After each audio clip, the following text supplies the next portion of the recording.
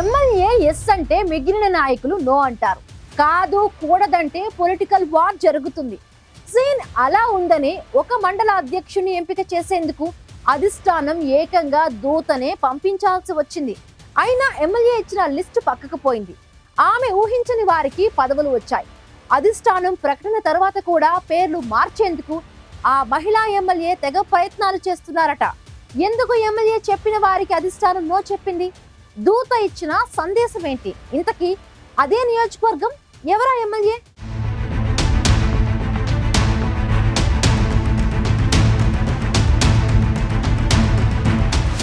ఎక్కడైనా పార్టీ నిర్ణయాలు తీసుకునే ముందు నియోజకవర్గాల్లో ఎమ్మెల్యేల మాటే ఫైనల్. కార్యకర్తలు, నాయకులు అభిప్రాయాలు తీసుకున్నా అంతిమంగా ఎమ్మెల్యే చెప్పిన దానివైపే అధిష్టానం మొగ్గు చూపుతుంది.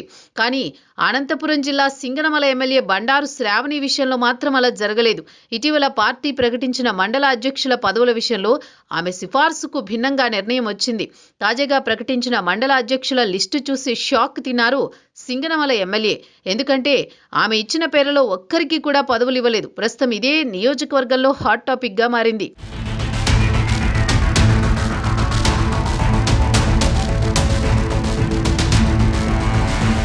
సింగనమల నియోజకవర్గ టీడీపీ మొదటి నుంచి గ్రూపులకు కేరాఫ్ గా మారింది. ఎమ్మెల్యే బండారు శ్రావణిని మొదటి నుంచి నియోజకవర్గంలో చాలా మంది కీలక నాయకులు వ్యతిరేకిస్తూ వచ్చారు. 2019 ఎన్నికల ముందు ఆమెకు టికెట్ ఇవ్వకూడదని చాలా ప్రయత్నాలు చేశారు. కానీ అధిష్టానం ఆమెకు టికెట్ ఇచ్చింది. సీనియర్లు, ఇతర కీలక నాయకులు సహకరించకపోవడంతో ఆ ఎన్నికల్లో శ్రావణికి పరాభవం తప్పలేదు. 2019లో ఓటమి తర్వాత కూడా సింగనమల టీడీపీలో ఆధిపత్య పోరు మరింత ఎక్కువైంది. ఓడిపోయినా నియోజకవర్గంలో పట్టు కోల్పోకుండా ప్రయత్నాలు చేస్తూనే వచ్చారు శ్రావణి. నాయకుల సహకారం లేకపోయినా మొండిగా ముందుకు వెళ్లారు. శ్రావణి ఇన్ఛార్జిగా ఉన్న అధిష్టానం ఆమెతో సంబంధం లేకుండా 2 మెన్ కమిటీని ఏర్పాటు చేసింది.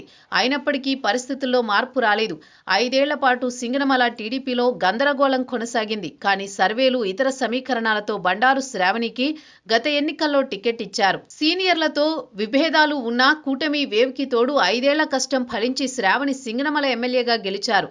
ఎన్నికలకు ముందు నియోజకవర్గంలో టీడీపీ వర్గపోరు కాస్త సర్దుకున్నట్టు కనిపించినా ఎన్నికల తర్వాత మళ్లీ మొదటికొచ్చింది.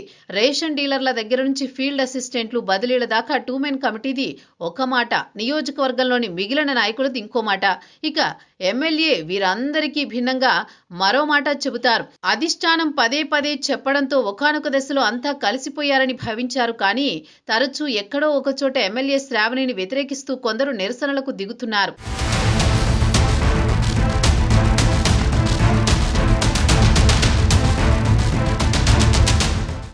కమిటీలో సభ్యుడైన కేశవరెడ్డికి ఇటీవల ఏడీసీసీ బ్యాంక్ చైర్మన్ పదవి రావడంతో ఆయన కాస్త సైలెంట్ అయ్యారు.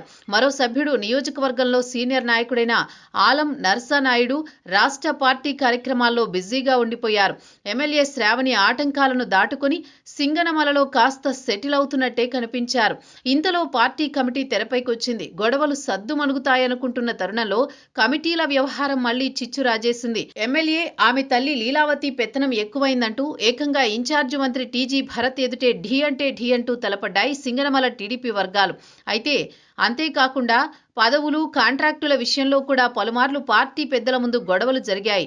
ఇలాంటి సమయంలో పార్టీ కమిటీ ఎంపిక అధిష్టానానికి తలనొప్పిలా మారింది. కొందరు అబ్జర్వర్లను సింగనమలకు పంపి నాయకులు, కార్యకర్తలు అభిప్రాయాలు తెలుసుకోవాలని సూచించింది టీడీపీ అధిష్టానం. దీనికోసం ఏర్పాటు చేసిన సమావేశాలు కొన్నిసార్లు రసాభాసగా మారాయి. ఎమ్మెల్యే శ్రావణి కొందరి పేర్లను ప్రతిపాదించారు. 2 మెన్ కమిటీతో పాటు సీనియర్ నాయకులు మరికొన్ని పేర్లు ఇచ్చారు.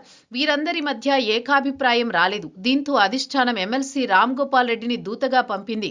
అయితే ఆయన ఎదుట కూడా సేమ్ సీన్ రిపీట్ అయ్యింది.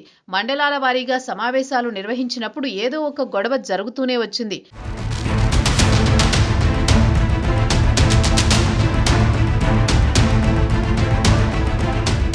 నాయకులు బహిరంగంగానే ఎమ్మెల్యే శ్రావణిని వ్యతిరేకించారు. ఈ పరిణామాలన్నీ చూశాక పార్టీ దూత ఏం రిపోర్ట్ ఇచ్చారో గానీ ఎమ్మెల్యే శ్రావణికి షాక్ ఇచ్చేలా అధిష్టానం నిర్ణయం తీసుకుంది. తాజాగా ప్రకటించిన మండల అధ్యక్షుల లిస్టు చూసి శ్రావణి షాక్ తినాల్సి వచ్చింది.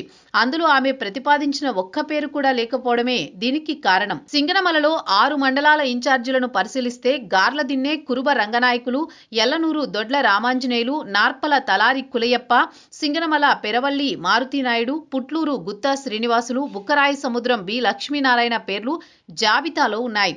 వీరిలో ఒక్కరిని కూడా ఎమ్మెల్యే శ్రావణి ప్రతిపాదించలేదు. మరి అధిష్టానం ఏ విధంగా నిర్ణయం తీసుకుందంటే, శ్రావణి ఇచ్చిన పేర్ల మీద IVRS సర్వే జరిగింది. అందులో ఏ ఒక్కరికి అనుకూలంగా రాలేదు. ఆ తర్వాత ఎమ్మెల్సీ రాంభూపాల్ రెడ్డి వచ్చి అభిప్రాయాలు తీసుకున్నారు.